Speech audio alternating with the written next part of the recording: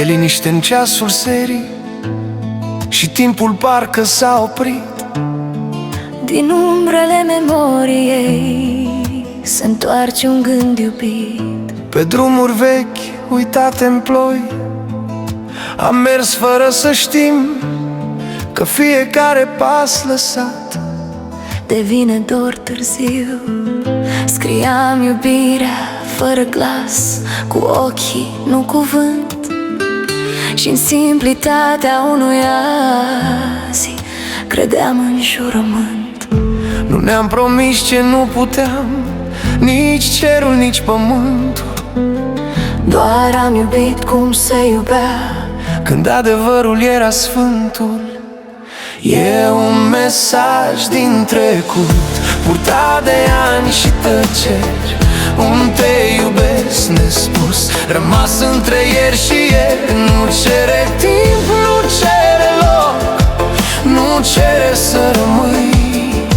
E doar dovada că odată am fost mai mult decât doi. Acum când totul trece în grabă și inimile obosesc, mă întorc la vremurile simple, unde dorurile cresc. Acolo dragostea nu pleca la primul pas greșit, ci stătea tăcută lângă tine, chiar Și când era rănit, nu era teamă de sfârșit, nici frică de durere.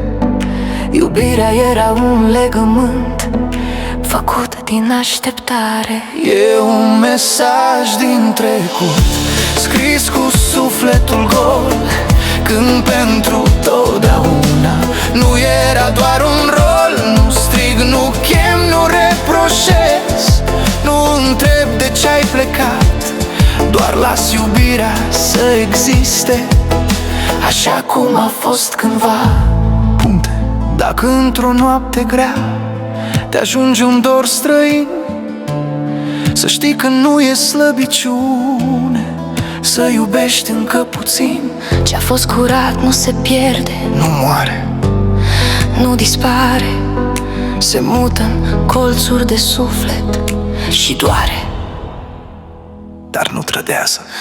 Acest mesaj din trecut nu caută răspuns, e pacea dintre ce-am fost și ce n-a mai ajuns. Păstrează ca pe un cântec vechi Ce-l știi, dar nu-l mai spui, e dovadă că odată ai fost iubit și tu.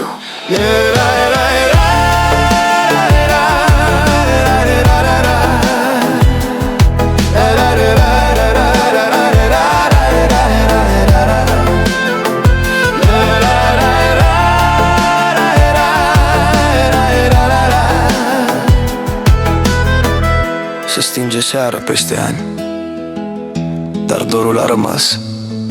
Un mesaj dintr-un alt timp care încă bate în glas.